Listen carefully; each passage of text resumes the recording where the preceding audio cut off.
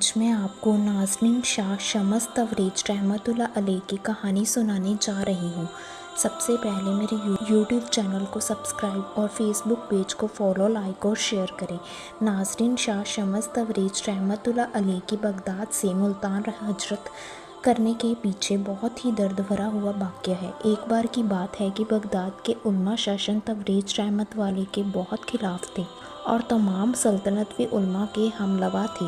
عزم کر کے بادشاہ کی مرضی کے خلاف بھرے مجمع میں حضرت شمس تبریز رحمت والے کو کھال کھینچ لی گئی اور اسی حالت میں بغداد سے نکال دیا گیا۔ ان کا پورا جسم لہو لہان تھا۔ سلطنت شہزادہ محمد کو حضرت شمس رحمتہ علیہ سے بہت عقیدت تھی۔ جب آپ شہر بدر ہوئے تو شہزادے محمد بھی آپ کے ساتھ رخصت ہوتے وقت اس نے اپنی سلطنت کو بھی مخاطب کرتے ہوئے کہا تھا کہ جس ملک میں حضرت شمس تبریز رحمتہ علیہ جیسے صاحب کے ساتھ یہ سلوک کیا جائے وہ ایک لعنت گدا ہے اور میں اس لعنت گدے میں سانس لینا بھی گناہ سمجھتا ہوں۔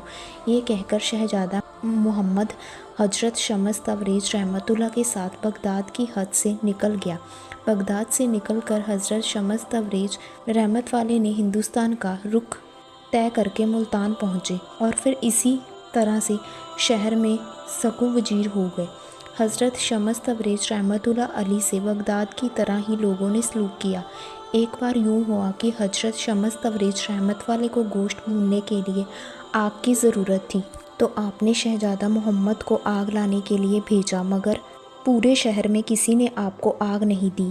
ایک سنگ دلکش نے تو شہزادے کو اتنا مارا کہ اس کے دل کے چہرے پر نشان دیکھ کر حضرت شمس تبریز رحمت والے نے شہزادے سے کہا تم تو آگ لینے گئے تھے۔ شہزادے محمد نے پھر پورا واقعہ سنایا تو حضرت شمس تبریز رحمت اللہ کو جلال آ گیا۔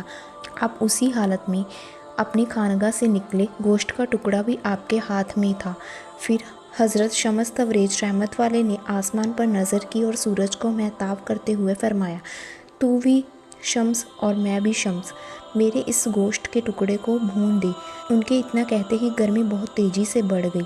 یہ گرمی اس قدر بڑھی کہ دیواریں جل اٹھی اور پورے شہر آگ کی طرح بھٹی بن کر رہ گیا۔ کچھ باور لوگوں نے یہ صورتحال دیکھی تو حضرت شمس تبریز رحمت والے کی خدمت میں حاضر ہوئے اور عرض کرنے لگے کیا کچھ لوگوں کے جرم کی سزا پورے شہر کو دے ڈالیں گے آپ؟ پھر حضرت شمس تبریز رحمتہ اللہ نے فرمایا تم لوگ آگ جیسی واقف چیز نہیں دے سکے اور میرے محبوب کے چہرے کو زخموں سے سجا دیا۔ آخر کیا جرم تھا اس کا؟ نہ جانتے ہو یہ کون ہے؟ بغداد کا شہزادہ ہے جو میری خاطر در در بھیک مانگنے گیا اور میں اس کے زخموں کو کیسے بھول سکتا ہوں؟ جب تک سارے شہر کے جسم زخموں سے نہیں بھر جائیں گے میں معاف نہیں کروں گا۔ پھر ان میں سے ایک بزرگ نے کہا یہ آپ کے مقام سے واقف نہیں تھے، خدا کے لیے انہیں معاف کر دیجیے۔ ملتان کے حضرت نے اپنے ہم وطنوں کی سفارش کرتے ہوئے کہا یہ بات آپ جیسے بزرگ کے شایع نشان بھی نہیں ہے، جب خدا کو درمیان میں لے ہی آئے ہو تو معاف کیے دیتا ہوں۔ حضرت شمس تبریز رحمتہ اللہ نے مقامی لوگوں کی جماعت سے فرمایا اور پھر سورج سے مخاطب ہوئے اور کہا اپنی حرارت کو کم کر دے، پتہ نہیں یہ لوگ گرمی کو کیسے برداشت کریں گے۔